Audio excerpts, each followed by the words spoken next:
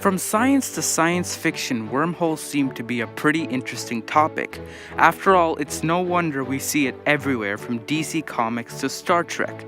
But within the last 30 years, interest in wormholes have tremendously increased, leaving us wondering how exactly do these odd pockets in space even work, and will humans end up traveling through one eventually?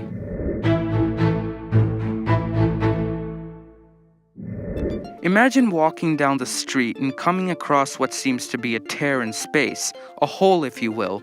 You then step into this hole and find out it can transport you anywhere in space-time. That is what a wormhole is. Wormholes themselves are a paradox. Their anatomy is so simple, consisting of two mouths connected by a throat or tube, yet their function, connecting two different points in space-time, a rather complicated phenomena. Let's say here on Earth we wanted to find a route to GNZ11, a roughly 14 billion year old galaxy which rests 32 billion light years from Earth, making it one of the most distant galaxies. A wormhole would basically be like a bridge or tunnel which would allow us to take a shortcut and save us the huge trip. So how exactly does passing through a wormhole work? Strictly speaking, a wormhole is a tube with a black hole at one end and a white hole at another end. Before we progress any further, let's first take a look at what a white hole is. We all heard of a black hole, a hole in the fabric of space-time in which objects can enter but can't exit. Well, now imagine a region of space where an object can exit but can't enter. That's what a white hole is essentially.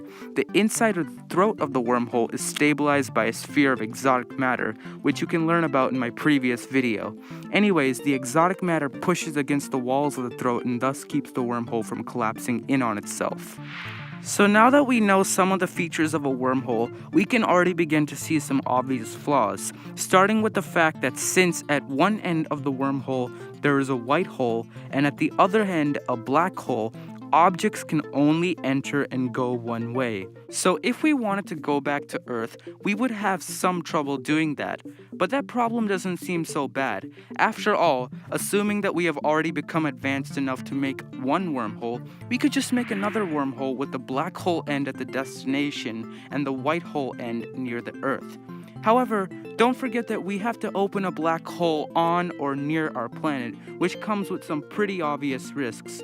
In addition, we're not even sure about the existence of negative energy, which is a point I have made clear in previous videos.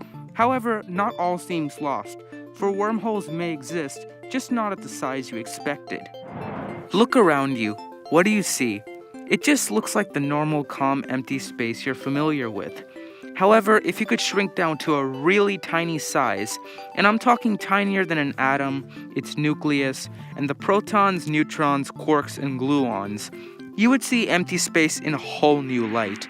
Instead of the everyday serenity you're used to, you would see particles popping in and out of existence, which we call virtual particles. However, it's not just the virtual particles you'll find among the chaos.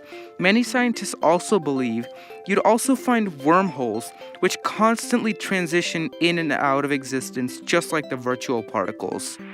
Thanks to this idea, the system could be scalable, allowing for objects like people to go through.